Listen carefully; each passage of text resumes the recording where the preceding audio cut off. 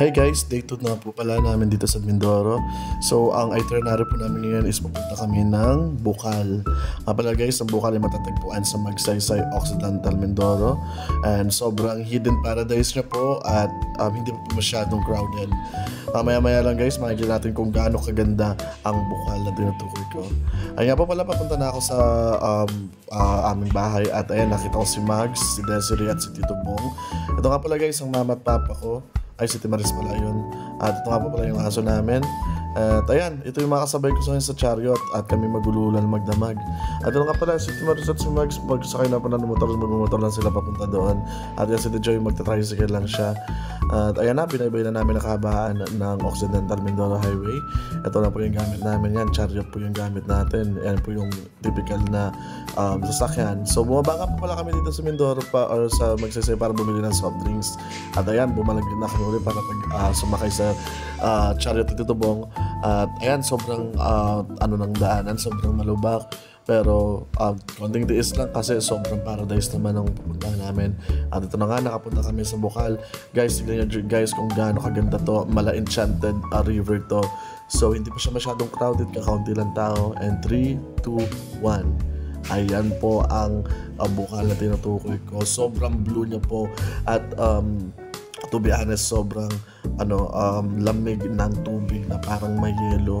Ayan, tignan nyo na guys kung gaano kalinis. Wala ka makikita miski isang basura dahil pinapalagaan din pala ito ng mga lokal dito.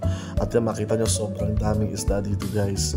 Ayan pala, bumili nga po pala muna kami ng alak kasi iwan ko or nakalimutan na bumili ng alak. Kasama ko pala dyan si MM. Ayan, siya yung nagbibideo sa akin. Ayan, naghahanap kami ng mga tindahan kasi wala talaga kami makita. Talaga namin sobrang layo talaga niya, sobrang looban pa siya. At maya-maya dahil wala kami makita, may nadaanan kami mga bata. So pinagtanungan muna namin na kung saan ang tindahan. At yun, tinuro naman kung nasaan. Ayan, nakabalik na kami. Ito nga pala si Timaris, asim na asim sa suka. Tapos ito nga pala si Kian. Ayan, si Mama sobrang tuwan-tuwa sa tubig kasi sobrang lamig. Ayan, si Mike nagpe-prepare na ng pulutan. Ayan guys, yun yung mga isda, ang dami Tapos wala si Joy na prepare ng mga ulam namin. At ayan, busy-busy sila sa pagkain ng tahong.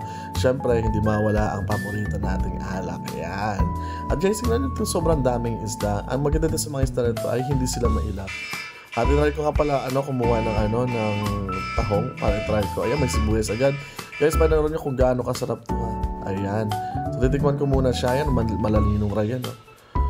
Sarap. Ayan, sisimutin pa yan. Sisimutin pa yan. Sinimot. Ayan na po.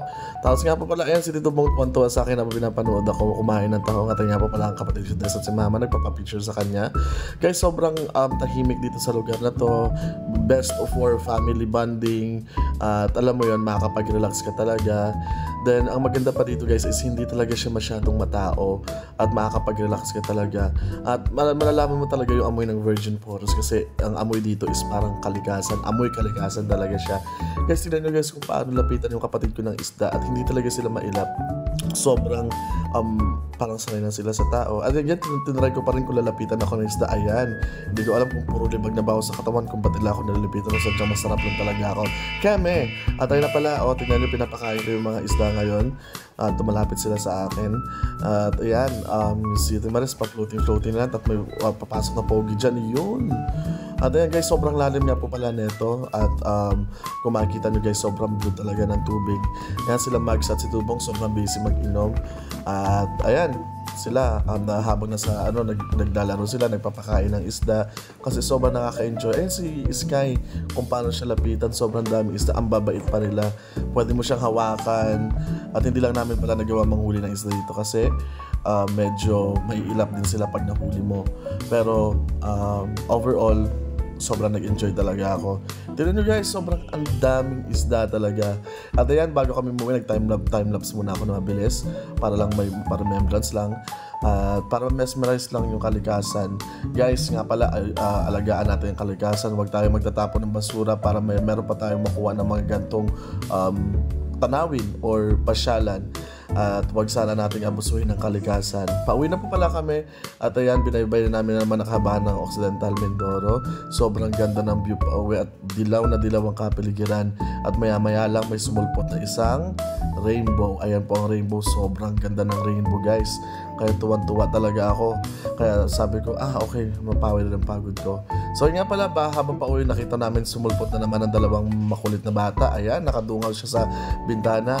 At pauwi na po kami nito papuntang bahay para magpahinga.